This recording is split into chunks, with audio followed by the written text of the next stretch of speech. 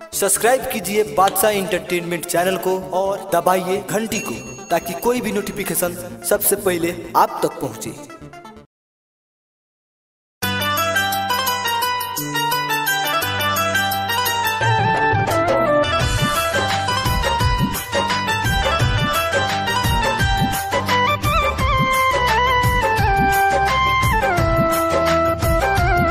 Super recording studio डोकैला चौक।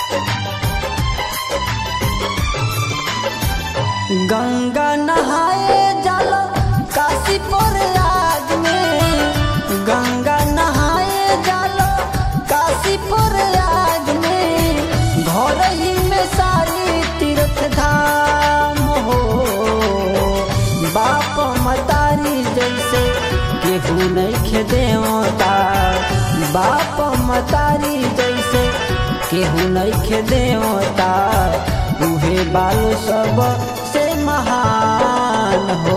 ए भैया उहे बाल सब से महान हो।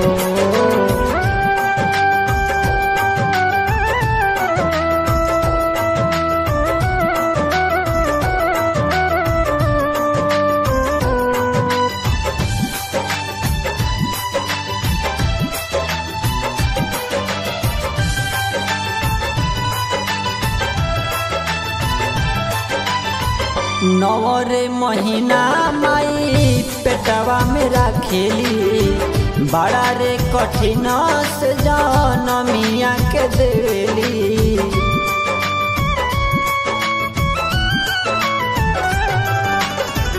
नवरे महीना माई पेटवा में रखेली, बड़ा रे कठिन से जनमिया के देली। अपने तयापन होला ए मोर भैया, अपने तयापन होला ए मोर भैया, दुनिया करेला गुणगान हो। बाप मतारी जैसे केहू नहीं देवता, बाप मतारी जैसे केहू नहीं देवता, इहे बालो सब महान हो। ए भैया इहे बालो सब से महान हो। सुपर रिकॉर्डिंग स्टूडियो डोकैला चौक।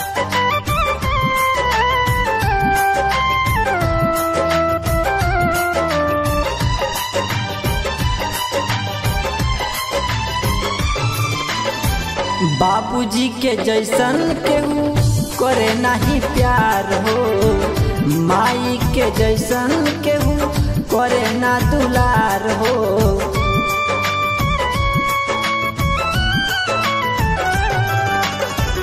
बाबूजी के जैसन केहू करे नहीं प्यार हो, माई के जैसन केहू करे ना दुलार हो।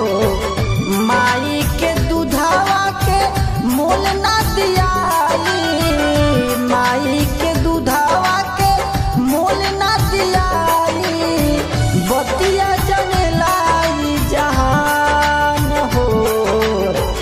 बाप मतारी जैसे केहू नहीं देवता, बाप मतारी जैसे केहू नहीं देवता, उहे बालू सब से महान हो।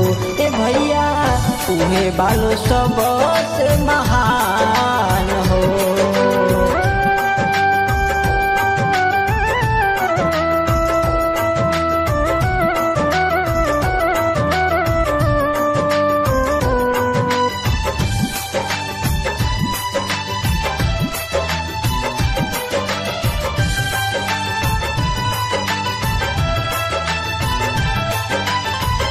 जाने जहान सारा श्रवण कुमार के, बतिया के मानी भैया ललन गायकार के।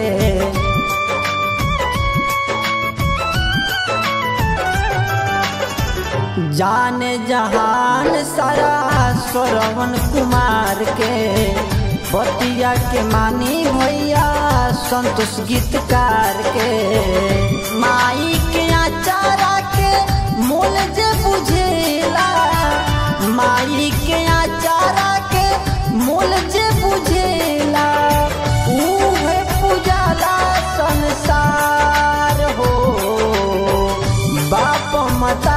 जैसे केहू नइखे देवता, बाप मतारी जैसे केहू नइखे देवता, इहे बालू सब से महान हो। ए भैया इहे बालू सब से